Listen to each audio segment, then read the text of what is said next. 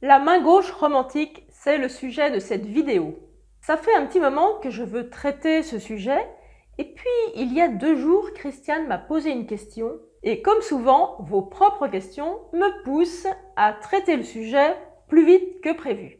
Mais avant d'entrer dans le vif du sujet, pensez à vous abonner et si c'est la première fois que vous atterrissez sur une de mes vidéos, pensez à télécharger les 2 bonus que je vous propose en cadeau de bienvenue. Alors, pourquoi parler de la main gauche romantique? C'est la main gauche des pièces qui ont été écrites dans l'époque romantique. Alors, quelle différence avec la période qui précède, c'est-à-dire la période classique, et puis même avec la période baroque? À l'époque baroque, finalement, les voix qui jouaient ensemble étaient pratiquement autonomes. On pouvait prendre la voix du dessus, la voix intermédiaire ou la voix du bas. C'était des mélodies qu'on pouvait jouer seul. C'est ce qu'on appelle le contrepoint. Point, contrepoint. Les points, ce sont les petites notes. Même si le contrepoint vient de l'époque médiévale et a duré jusqu'à l'époque classique, on va dire 1750, grosso modo, c'est comme ça que on sépare un petit peu les périodes. Entre-temps, l'accord est apparu. On n'est pas resté seulement dans le contrepoint. Et comment est apparu l'accord vers 1450? Eh bien, les musiciens, les compositeurs se sont rendus compte que certaines notes tombaient toujours ensemble. C'est ce qu'ils aimaient entendre. Et finalement, eh bien, ces notes qui tombaient bien ensemble, c'est devenu des accords. Donc, période baroque, contrepoint, il y avait aussi les accords, mais la grande période de l'accord parfait, renversé et 16e de dominante, c'est vraiment l'époque classique. Et les grands totems, je vais dire, de cette époque, c'est Mozart, Haydn et Beethoven.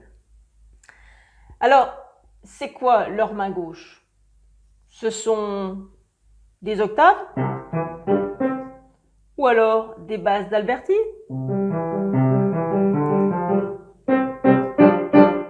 Des choses comme ça? Quoi d'autre? Des gammes? Voilà, gamme, basse d'Alberti, accord, parfait, renversé, 7e de dominante, des petits frétillements, donc comme je vous ai montré. Voilà l'ensemble du style de main gauche, du style classique. L'époque romantique correspond à la grande époque du piano. C'est à cette époque où le piano va évoluer. Et la musique aussi évolue. À partir de la période romantique, le piano, il a une pédale. Et donc, on développe les mains gauches. Ce sont finalement les accords parfaits, par exemple la mineure, mais éclatés. Au lieu de faire la do mi, comme aurait fait Mozart sur une basse d'Alberti, et ben Chopin il va faire par exemple.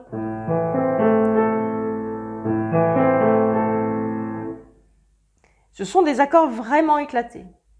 Il va aussi faire des valses, des choses comme ça. Il va faire aussi une autre sorte de main gauche.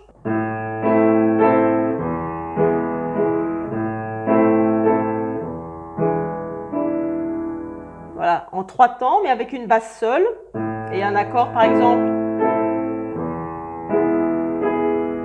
Voilà, je le fais sur des accords parfaits, tout simples. Je vous montre en vidéo les différentes mains gauches romantiques. Je commence avec Chopin, avec plusieurs écritures de main gauche.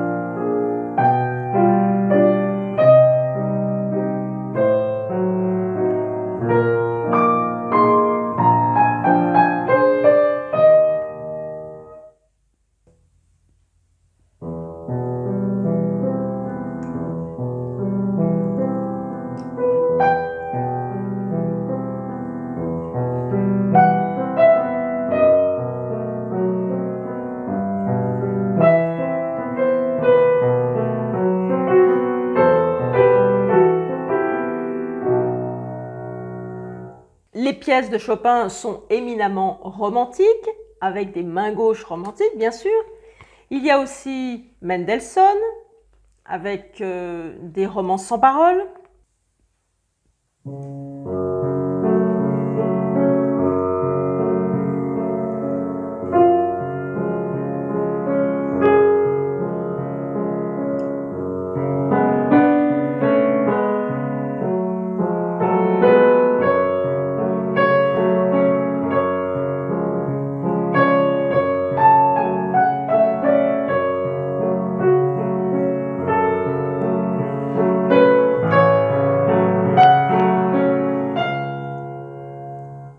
Schumann aussi, mais lui, il est beaucoup plus diversifié dans son écriture de main gauche, et puis dans son écriture en général. Il y a des choses fluides, beaucoup de choses en accord, des choses très légères. Il est beaucoup plus varié finalement que Chopin.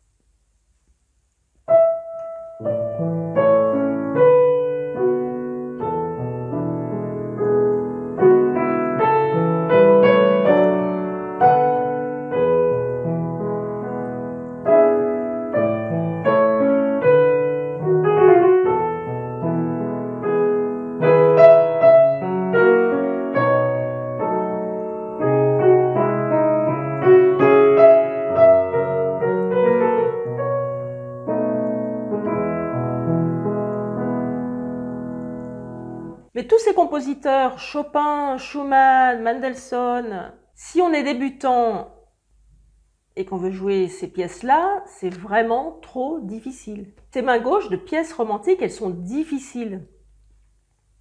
Parce que elles ne sont pas ramassées au niveau de la main bouge beaucoup. Soit de façon géographique, comme ça, soit avec la technique du pivot. Et d'ailleurs, quand on met la caméra sur le côté gauche, on voit bien la main qui fait ça. On n'ira pas chercher la basse en bougeant tous les repères. Il faut garder ces repères.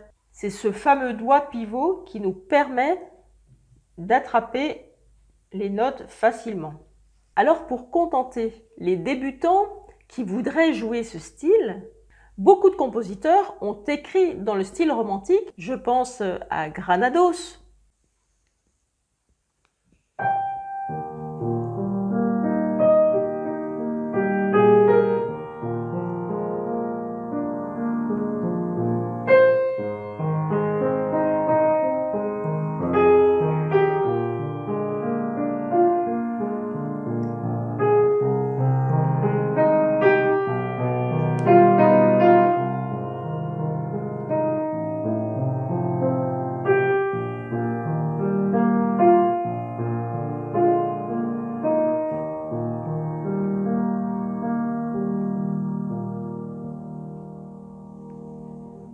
Beaucoup de compositeurs actuellement composent dans le style romantique. Je pense à Martha Meyer qui a écrit les impressions romantiques. Je vous en joue quelques pièces.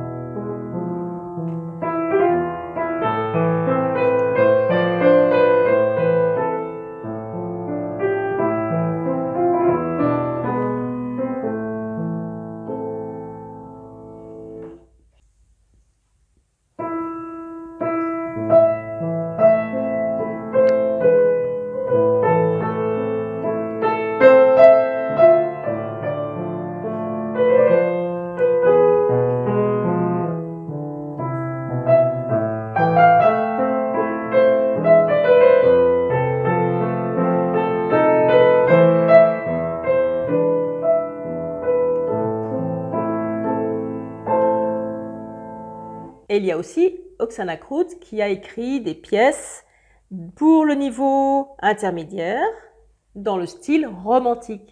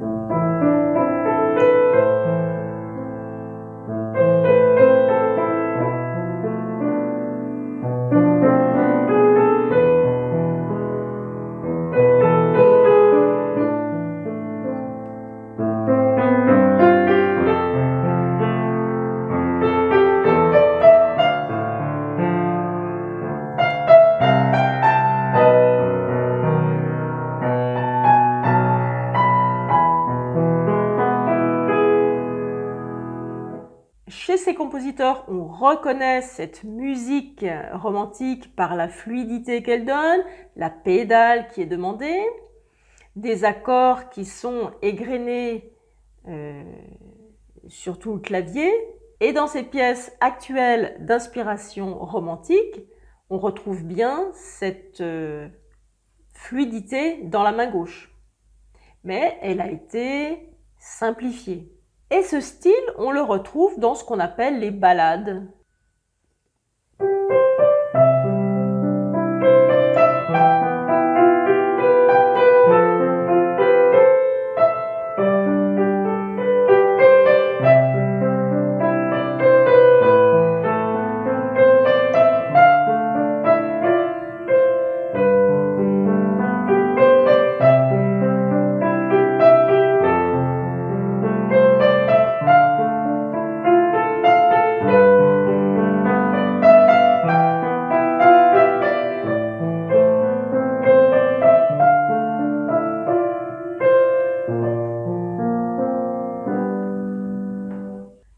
Si vous êtes débutant première année, voire deuxième année, si vous voyez des titres pièces romantiques, elles risquent d'être un peu trop difficiles justement à cause de ça. Même si ce sont des pièces qui sont simplifiées ou le style romantique simplifié.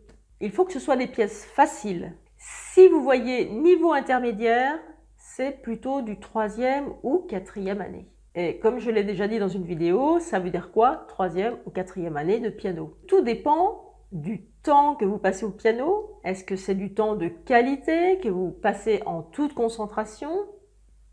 On ne sait pas. Et est-ce que vous faites assez de pratique? Même si c'est du temps de qualité, est-ce que vous y passez assez de temps? Voilà, donc 3 ou 4 années de piano, ça ne veut rien dire. Prenez l'exemple de Christiane qui m'a écrit il y a 2 jours. Elle me dit « Je joue tel morceau, j'ai un peu de difficulté, mais voilà. » Là, au moins, on peut voir à peu près ce que vous jouez. C'est plus pertinent de parler de vos morceaux que vous jouez actuellement plutôt que du nombre d'années de piano.